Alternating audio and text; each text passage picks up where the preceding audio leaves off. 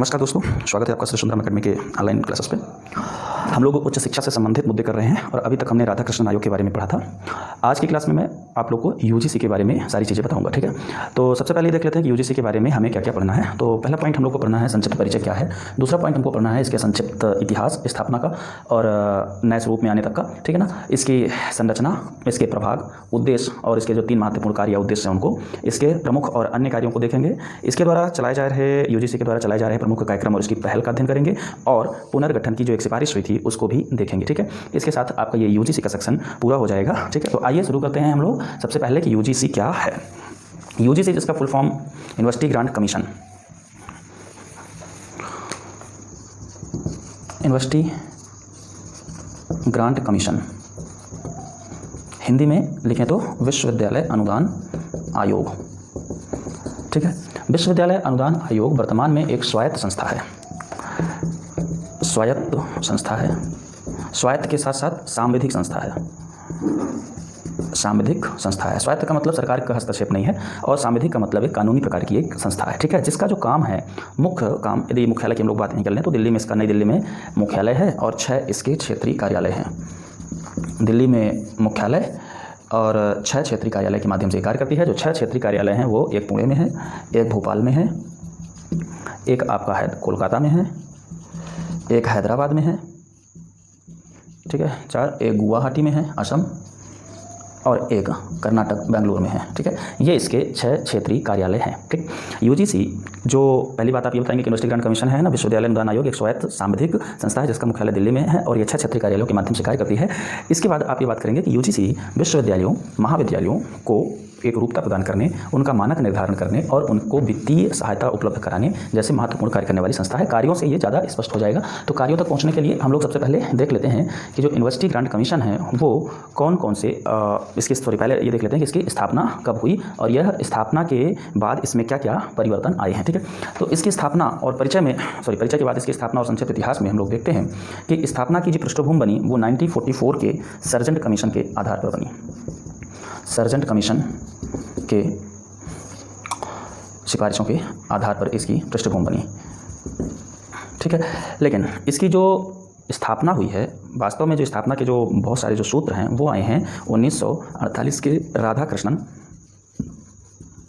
आयोग की सिफारिशों के आधार पर, ठीक है। सबसे पहले जो बेसिक बात थी वो बेसिक्स जो मूलभूत कॉन्सेप्ट था वो पहले 1944 में सर्जेंट कमीशन में और फिर 1948 की राधा कृष्णन समिति की सिफारिशों के आधार पर ये स्थापित होता है 1953 में। सबसे पहले 1953 में इस संस्था की स्थापना की जाती है, ठीक है। तो 1953 में तत्कालीन एक समिति बनाई गई शिक्षा मंत्री के निर्देशन में और संसद द्वारा इसको एक सांविधिक संस्था के रूप में, सांविधिक संस्था के रूप में दर्जा दिया, ठीक है। पर राधाकृष्णन आयोग की सिफारिश में इसको स्वायत्त बनाने की भी सिफारिश की गई थी। तो इसकी स्वायत्तता के लिए 1954-55 में एक अधिनियम पारित हुआ, विश्वविद्यालय अनुदान आयोग अधिनियम, ठीक है। तो विश्वविद्यालय अनुदान आयोग अधिनियम 1955 के माध्यम से 1956 में इसको स्वायत्त संस्था का दर्जा दे दिया गया, ठीक है ना। तो ध्यान दीजिएगा 1956 से ये स्वायत्त संस्था का दर्जा मिल गया और इसी के साथ साथ ये सांविधिकता का भी दर्जा इसको इसी अधिनियम के तहत दिया गया, ठीक है ना। प्रारूप सांविधिक संस्था का था लेकिन जो सांविधिक संस्था का जो दर्जा मिला है वो 1956 में ही एक कॉन्स्टिट्यूशनल रूप से भारतीय संसद द्वारा अधिनियम के माध्यम से इसको उसका दर्जा भी दे दिया गया। तो ये 1956 से स्वायत्त और सांविधिक संस्था के रूप में कार्य कर रही है, ठीक है। मूल स्थापना 1953 की है, स्वायत्त और सांविधिक संस्था के रूप में कार्य कर रही है 1956 से, ठीक है। ये इसकी बेसिक बात थी जो जुड़ी हुई है किससे, इसकी बेसिक हिस्ट्री से। थोड़ी सी इसकी हिस्ट्री अब क्या है कि जो यूजीसी है, यूजीसी में यदि इसकी हम लोग आगे संरचना की बात करें तो यूजीसी की जो संरचना है इसमें एक पूर्णकालिक अध्यक्ष होता है, ठीक है। एक पूर्णकालिक अध्यक्ष के अलावा इसमें 9 सदस्य और होते हैं, 9 सदस्य अर्थात ये 1+9, ठीक है, 1+9 सदस्यों वाली एक संस्था है। अभी कुछ दिन पहले इसमें 2 सदस्यों की वृद्धि विशेषज्ञों की गई है। तो अब ये कुल 12 सदस्यीय संस्था के रूप में कार्य कर रही है, ठीक है।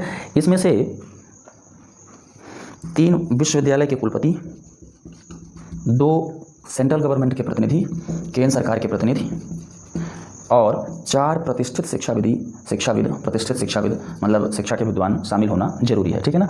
तो अब टोटल 12 सदस्य हैं, मतलब पहले जब स्थापना हुई थी तो 9 सदस्य थे और 1966 से शायद 12 सदस्य के रूप में ये कार्य कर रही है। इसके साथ जो सदस्य हैं इनका जो अध्यक्ष जो होता है वो पूर्णकालिक, जो सदस्य है उनकी जो नियुक्ति होती है वो 6 वर्ष के लिए इसकी नियुक्ति होती है, ठीक है, 6 वर्ष के लिए। तो ये इसकी संरचना थी। अब इसमें इतने तो मेन हो गए जो पूर्णकालिक सदस्य के रूप में कार्य करते हैं, मतलब 12 सदस्य। इसके अलावा केंद्र सरकार चाहे तो कुछ सदस्यों को और भी इसमें रख सकती है ना। भारत सरकार इसमें कुछ और सदस्यों को कार्यों की सहायता के लिए रख सकती है, तो 10 सदस्य इसमें और रखे गए हैं, ठीक है। ये इसकी बेसिक स्ट्रक्चर है, ठीक है। आगे स्ट्रक्चर के बाद हम लोग इसमें देखना था कि इसके 6 जो प्रभाग हैं, प्रभाग कौन कौन से हैं वो देख लेते हैं। इसके जो विभाग हैं या प्रभाग है जैसे काम करती है, तो ये 6 प्रभाग, पहला मानविकी एवं सामाजिक विज्ञान प्रभाग एक, जिसके अंतर्गत सारे आर्ट और सोशल साइंस वाले जो विषय हैं वो आ जाते हैं। दूसरा इसका प्रभाग है विज्ञान प्रौद्योगिकी विभाग। तीसरा जो इसका प्रभाग है केंद्रीय विश्वविद्यालय समन्वय प्रशासन एवं वित्त विभाग। चौथा इसका जो प्रभाग है उच्च अध्ययन केंद्र एवं छात्रवृत्ति प्रभाग, ठीक है। पांचवा इसका जो विभाग है वो है महाविद्यालय सांख्यिकी प्रकाशन एवं सूचना विभाग, ठीक है। और छठवां वेतनमान विभाग, छठा वेतनमान विभाग, मतलब ये 6 विभागों के माध्यम से अपने समस्त कार्यों का संचालन करती है यूजीसी, ठीक है। इसमें जो अगला पॉइंट हम लोग को देखना है वो ये है कि यूजीसी किन उद्देश्यों के साथ स्थापित की गई थी। तो यूजीसी के स्थापना के जो उद्देश्य हैं उनको हम लोग देख लेते हैं।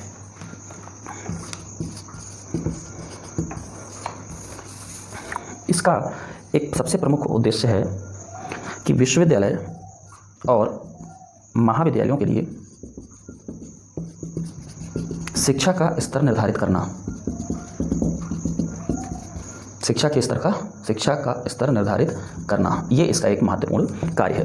दूसरा कार्य भी कह सकते हैं, उद्देश्य कह लीजिए। दूसरा इसका सबसे महत्वपूर्ण उद्देश्य है विभिन्न राज्यों की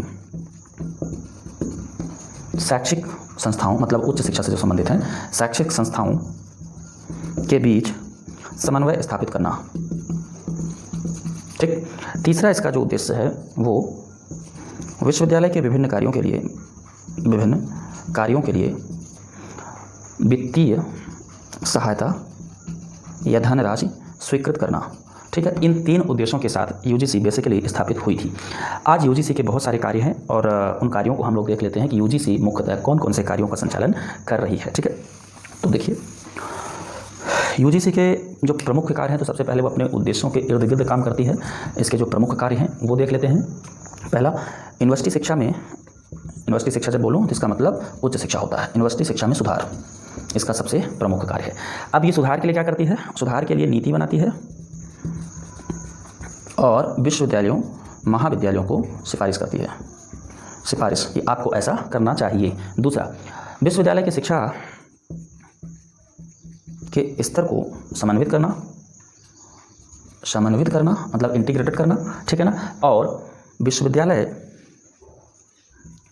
शिक्षा से संबंधित संस्थाओं को एक रूपता प्रदान करना, ठीक है ना। और एक विशेषज्ञ संस्था के रूप में इससे संबंधित मुद्दों को भारत सरकार को परामर्श देना, ये भी इसके कार्य हैं, ठीक है ना। अगला देखते हैं, इसमें जो इसका अगला कार्य है वो विश्वविद्यालयों को धन का, वित्त का वितरण करना, ठीक, और धन या वित्त से संबंधित नीतियों का निर्धारण करना, ठीक है। इसके अलावा जो अगला कार्य है इसका, विश्वविद्यालय के कार्य क्षेत्र को स्पष्ट करना, अर्थात विश्वविद्यालय महाविद्यालय क्या कर सकते हैं क्या नहीं कर सकते हैं उसको स्पष्ट करना, ठीक है। विश्वविद्यालय की आर्थिक स्थिति की जांच करना एवं उनका विभेदन करना, मतलब कि किस यूनिवर्सिटी की कितनी अच्छी हालत है या नहीं है आर्थिक रूप से, फिर उसके आधार पर सहायता देना, अनुदान देना, ठीक है ना, धनराशि देना। तो पहले डिसाइड कर लेते हैं कि किसको कितना डेवलप करने की ज़रूरत है, उसके हिसाब से फिर इसमें आर्थिक और वित्तीय सहायता देते हैं। इसके अलावा विश्वविद्यालयीन शिक्षा का विस्तार करना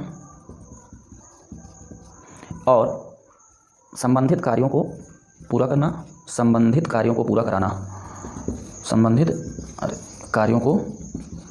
कराना, ठीक है। इसके अलावा विश्वविद्यालय से परीक्षा, पाठ्यक्रम, अनुसंधान कार्यों आदि के संबंध में सूचना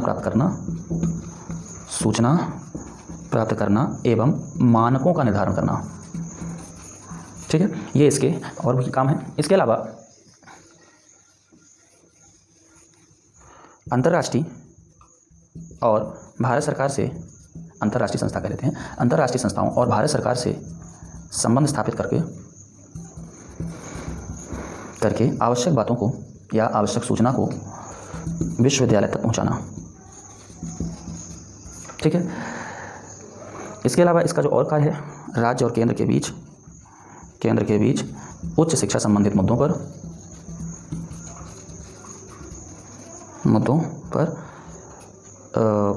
मीडिएटर माध्यम का कार्य करना है ना, और उन्हें सलाह देना, ठीक है।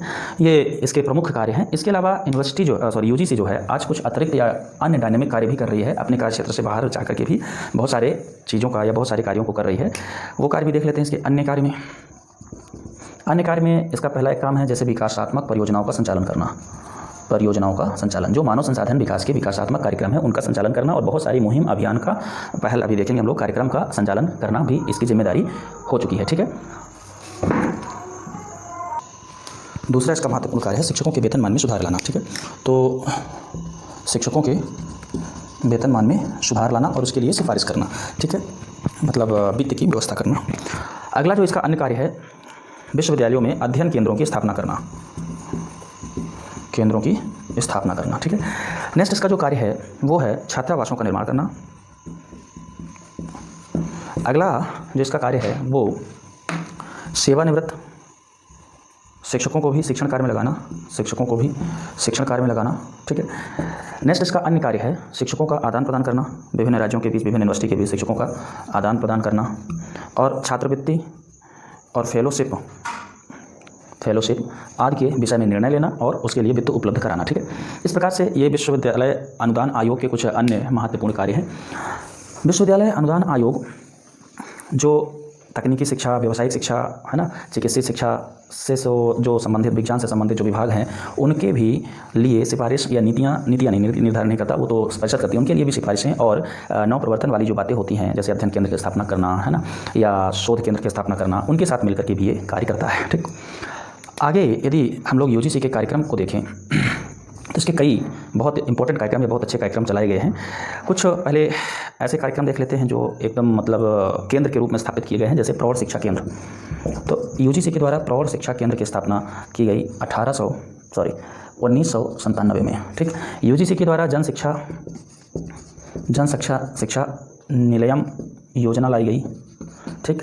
इसके द्वारा सतत शिक्षा कार्यक्रम जैसे कार्यक्रम का संचालन इसने किया, ठीक है ना। और इसने कॉलेज साइंस इम्प्रूवमेंट प्रोग्राम जैसे प्रोग्राम का संचालन किया। इसने special estimate programme,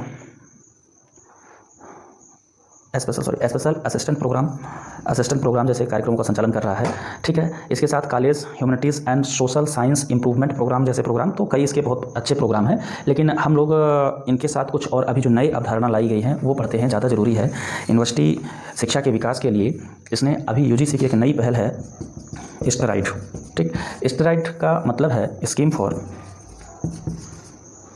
trans disciplinary research for India's developing economy, तो इस नाम से एक प्रोग्राम की घोषणा की गई और जिसका उद्देश्य है युवाओं की प्रतिभा को पहचान करके, ठीक है, स्टेराइड को विशेष रूप से समझ लेते हैं, युवाओं की प्रतिभा को समझना और उनको अनुसंधान के लिए मोटिवेट करना, ठीक है, उनके अनुसंधान की संस्कृति में नवाचार को बढ़ावा देना, क्षमता का निर्माण करना, भारत की विकासशील अर्थव्यवस्था के लिए ट्रांसडिसिप्लिनरी रिसर्च को बढ़ावा देना। ट्रांसडिसिप्लिनरी मतलब होता है बहुत सारे विषयों को एक साथ जोड़ करके एक विषय, जैसे मान लेते हैं सतत विकास हो गया, तो सतत विकास का क्या, किस क्षेत्र में, समाज के क्षेत्र में, अर्थव्यवस्था के क्षेत्र में, राजनीति के क्षेत्र में, संसाधन के क्षेत्र में कितने डायमेंशन हो सकते हैं, उन सब डायमेंशनों वाले रिसर्च को बढ़ावा देना इसका मुख्य उद्देश्य है। यह मानविकी और विज्ञान दोनों के क्षेत्र में कार्य करेगी, ठीक है। तो इस प्रकार की योजनाएं चलाई जा रही हैं, पहल चलाई जा रही हैं यूजीसी के द्वारा उच्च शिक्षा के विकास के लिए, ठीक है। एक पुनर्गठन की सिफारिश हुई थी यूजीसी के, उसको भी संज्ञान में ले लीजिए। यूजीसी के लिए पुनर्गठन की स्थापना, मतलब इसका पुनर्गठन किया जाए, फिर से इसको रिस्ट्रक्चर किया जाए, इसके लिए एक सिफारिश आई थी आचार्य राममूर्ति समिति की सिफारिश, आचार्य राममूर्ति समिति, ठीक है। तो आचार्य राममूर्ति समिति का जो संबंध है वो यूजीसी में पुनर्गठन का सुझाव दिया था। इन्होंने कहा था कि आयोग के 5 सदस्य पूर्णकालिक होने चाहिए, 5 सदस्य पूर्णकालिक होने चाहिए, ठीक है, जो अनुसंधान से संबंधित हों। इनके अनुसार ये था कि आयोग का चेयरमैन और वाइस चेयरमैन भी होना चाहिए, वाइस चेयरमैन होना चाहिए, अध्यक्ष के साथ एक उपाध्यक्ष का पद भी जोड़ा जाना चाहिए, ठीक है। इसके साथ इन्होंने कहा था कि आयोग में विवादों के निपटारा, क्षेत्रीय कार्यालय विवादों के निपटान के लिए या विभिन्न मुद्दों के निपटान के लिए, तत्काल निपटान के लिए क्षेत्रीय कार्यालय स्थापित किए जाने चाहिए, क्षेत्रीय कार्यालय स्थापित किए जाने चाहिए, ठीक है। तो इसकी सिफारिशों में से कुछ ये बात मानी गई, कुछ पूर्णकालिक सदस्य के वाली प्रावधान को लिया गया। इस प्रकार से संज्ञान में रहे कि आचार्य राममूर्ति समिति का संबंध भी विश्वविद्यालय अनुदान आयोग के पुनर्गठन से है। क्लियर है। तो इस प्रकार से यूजीसी का ये टॉपिक यहाँ पे कंप्लीट होता है। इसमें जो सबसे महत्वपूर्ण जो आपसे प्रश्न पूछा जा सकता है खासकर एमपीपीएससी में, तो वो ये हो सकता है कि यूजीसी के गठन के उद्देश्यों को बताइए संक्षिप्त में, 6 नंबर या 5 नंबर वाले प्रश्न। दूसरा इससे जो बड़ा प्रश्न पूछ सकता है, यूजीसी के कार्यों का उल्लेख कीजिए। इससे तीसरा जो प्रश्न हो सकता है, बड़ा प्रश्न, वो ये हो सकता है कि उच्च शिक्षा के विकास में यूजीसी के योगदान को स्पष्ट कीजिए, स्पष्ट कीजिए, ठीक है। ऐसे भी प्रश्न पूछे जा सकते हैं कि यूजीसी के वित्तीय प्रबंधन संबंधित कार्य बताइए या अकादमिक कार्य बताइए। देखिए, जब वित्तीय प्रबंधन संबंधित कार्य आएगा तो इसमें आपको वाला पॉइंट जोड़ेंगे जो वित्तीय से संबंधित है। प्रोफेसर्स को वेतन देना, कॉलेज के लिए वित्तीय व्यवस्था उपलब्ध कराना, संसाधनों की उपलब्धता कराना, हॉस्टल्स के लिए पैसा देना, है ना, अध्ययन केंद्रों के लिए पैसा देना, इसकी बात आप करेंगे। अगला जो प्रश्न हो सकता है वो ये हो सकता है, यूजीसी क्या है, उच्च शिक्षा के विकास में इसका क्या महत्व है, ऐसे करके ही प्रश्न पूछे जाएंगे, ठीक है। तो ये था आपका यूजीसी वाला टॉपिक, ठीक। आज के लिए इतना ही, बहुत बहुत धन्यवाद। हमारे यूट्यूब चैनल को सब्सक्राइब करें और इस वीडियो को अपने दोस्तों तक पहुंचाएं। श्री सुंदरम एकेडमी द्वारा एथिक्स, हिंदी, निबंध और फिलॉसफी ऑप्शनल के लिए ऑनलाइन क्लासेस प्रदान की जा रही हैं। आप हमें संपर्क कर सकते हैं, ठीक है ना। फिलॉसफी, एथिक्स, हिंदी, ऐसे और सामाजिक मुद्दों के लिए हमारा यूट्यूब चैनल फिलो ज्ञान भी सब्सक्राइब करें। Thank you.